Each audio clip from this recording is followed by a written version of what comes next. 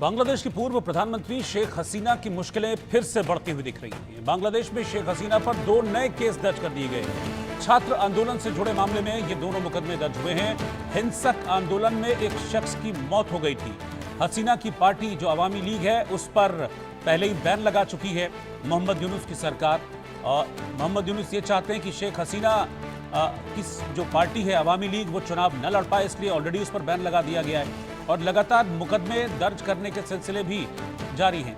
रैनिक दत्ता हमारे सहयोगी इस वक्त साथ में जुड़ रहे हैं। रैनिक, 2 और नए मुकदमे शेख हसीना पर। हाँ, एकदम देखिए, 1 साल होने चला है पूरा यह घटना का, जिस टाइम पे ये छात्र आंदोलन हुआ था बांग्लादेश में, जिस छात्र आंदोलन की वजह से शेख हसीना को देश छोड़ना पड़ी थी। और वो 1 साल होने जब जा रहा है, ठीक उसी टाइम पर नया 2 मुकदमे चालू किया गया है, वो भी छात्र आंदोलन को सामने रखते हुए। और ये 2 मामले पर भी शेख हसीना के खिलाफ ही कार्रवाई किया गया है। तो एक बात तो इधर साफ हो चुका है कि मोहम्मद यूनुस का इंटरिम गवर्नमेंट किसी भी हालात पर शेख हसीना को रोकने का जो कोशिश वो लगातार कर रहे हैं। एक तरफ मोहम्मद यूनुस का इंटरिम गवर्नमेंट की तरफ से शेख हसीना के पार्टी के ऊपर बैन लगाया जा रहा है, दूसरी तरफ शेख हसीना के खिलाफ में इसके पहले भी एफआईआर दायर किया गया था, जिस एफआईआर के मुताबिक शेख हसीना के खिलाफ में अरेस्ट वारंट निकाला गया था। सिर्फ शेख हसीना नहीं, शेख हसीना के साथ साथ अवामी लीग का 12 मेंबर के खिलाफ में भी एफआईआर दायर किया गया था, जिसके खिलाफ में अरेस्ट वारंट निकाला गया था। और उसी को सामने रखते हुए भारत के सामने वो लोग चिट्ठी भी भेजे थे भारत के पास कि शेख हसीना को देश में वापस ले आया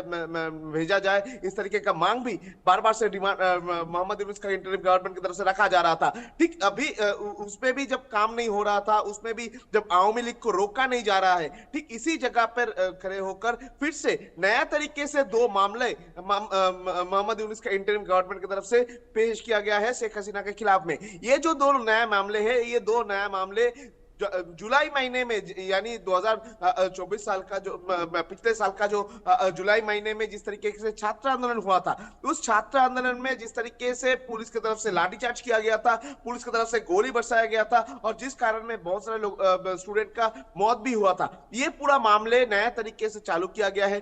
2 मामला और भी चालू किया गया है जिसमें शेख हसीना का नाम डायरेक्टली इन्वॉल्व है। शेख हसीना का कहने पर ही इस तरीके का घटना घटाया गया था। इसी तरीके का जो कंप्लेंट उसके ऊपर ही एफआईआर दायर किया गया है। यानी शेख हसीना को फिर से जो जाल में लेने का जो कोशिश वो मोहम्मद यूनुस की तरफ से किया जा रहा है। एक तरफ शेख हसीना के खिलाफ में इसके पहले भी अरेस्ट वारंट निकला थे, अभी ये जो एफआईआर हुआ है इसमें भी शेख हसीना को गिरफ्तार करने के लिए जो परवाना वो जारी हो सकता है, ऐसा भी कहा जा रहा है। मगर दूसरी तरफ अगर देखा जाए तो अवामी लीग को किसी भी हालात पर रोकने के जो कोशिश वो मोहम्मद यूनुस की तरफ से किया जा रहा है, क्योंकि मोहम्मद यूनुस को यह मालूम है और कुछ ही दिन बाद बांग्लादेश में इलेक्शन करना पड़ेगा मोहम्मद यूनुस को। और इलेक्शन करने से पहले अवामी लीग बांग्लादेश में एक अच्छा खासा जगह तैयार किया थे, अवामी लीग का जगह है, उस अवामी लीग को खत्म करने का कोशिश या अवामी लीग का जो सपोर्टर्स है उनको हटाने का जो कोशिश वो अभी मोहम्मद यूनुस की तरफ से फिलहाल किया जा रहा है।